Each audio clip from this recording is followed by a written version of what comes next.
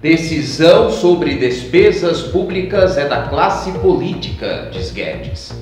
Mourão, dados do INPE sobre queimadas são obras de opositor.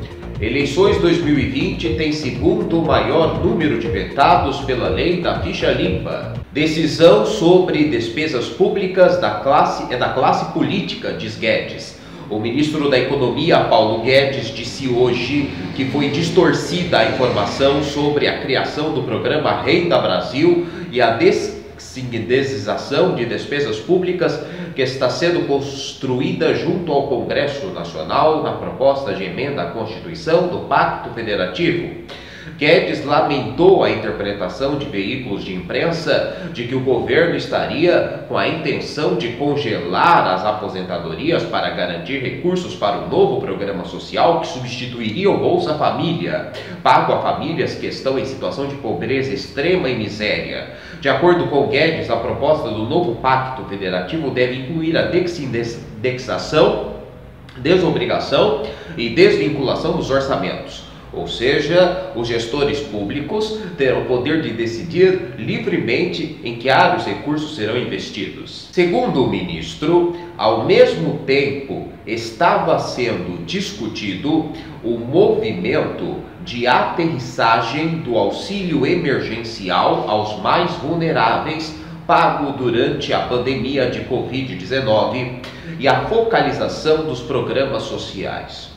Entretanto, diante das distorções, o presidente tomou a decisão e, após o fim do auxílio emergencial em dezembro, o governo manterá o Bolsa Família como programa de distribuição de renda, garantindo os reajustes de aposentadorias e do benefício de prestação continuada, o BPC, auxílio pago a idosos e pessoas com deficiência de baixa renda. Guedes ainda destacou que, no Pacto Federativo, a proposta é a desindexação de todos os gastos e que, ao fazer isso, há uma parte que pode atingir os mais vulneráveis. Mourão, dados do INPE sobre queimadas são obra de opositor. O vice-presidente Hamilton Mourão acreditou a um suposto funcionário do Instituto Nacional de Pesquisas Espaciais, o INPE, opositor ao governo, a divulgação de dados sobre queimadas no país negativos para o governo. Os dados sobre queimadas no país, na verdade, são públicos e estão disponíveis em uma página especial do INPE na internet, aberta ao público em geral. Os números também são alimentados diariamente e relatórios automáticos são gerados mostrando os focos em todos os biomas do país. O crescimento dos últimos 5 dias e a comparação com o mesmo período do ano anterior. É possível ter dados nacionais por estado, por bioma e também os municípios com maior número de focos de incêndio. Os dados do INPE, nesse momento, mostram 133.974 focos de incêndio acumulados em todo o país entre o 1º de janeiro e 14 de setembro. Um aumento de 13% em relação ao ano passado. No bioma Amazônia estão ainda, segundo o boletim do INPE, 64.498 desses pontos de queimadas. Os dados mostram ainda uma aceleração nas queimadas na região neste mês de setembro. Até 14 de setembro de 2019, o INPE aponta que haviam 11.003 focos acumulados na Amazônia. Este ano, nos mesmos 14 primeiros dias do mês, já são 20.485, um aumento de 86%. De fato, o mês de agosto, ainda pelos dados do INPE, havia encerrado a Amazônia com menos focos de incêndio que o ano passado, 44.013 contra 46.824 em 2019. Porém, a aceleração de setembro fez com que esse quadro não ficasse bom como se esperava.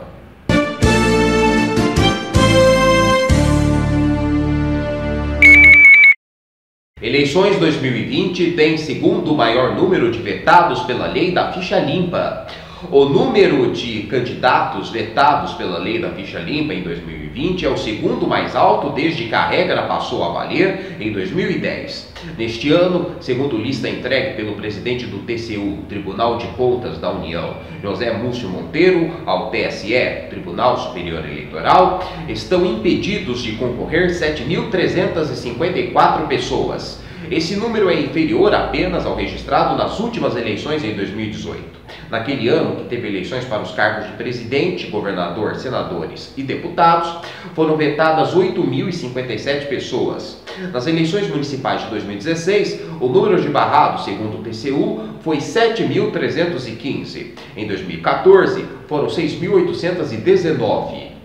O TCU não registra em sua base de dados números referentes aos anos de 2010 e 2012, as primeiras eleições com a lei vigente. No entanto, a Corte, à época, divulgou o número de 6.000 vetados em 2012 e 4.922 em 2010. Dessa forma, a lista completa conta com mais de 40.000 vetos desde que a lei passou a ser aplicada. Os vetados poderão concorrer nas eleições por meio de liminar, mas se eleitos, o mandato dependerá de decisão final da Justiça. Os tribunais de contas dos estados e cidades também mandarão listas até o fim do mês. O Jornal Breve termina aqui. Obrigado pela sua audiência. Nós voltamos amanhã, se Deus quiser.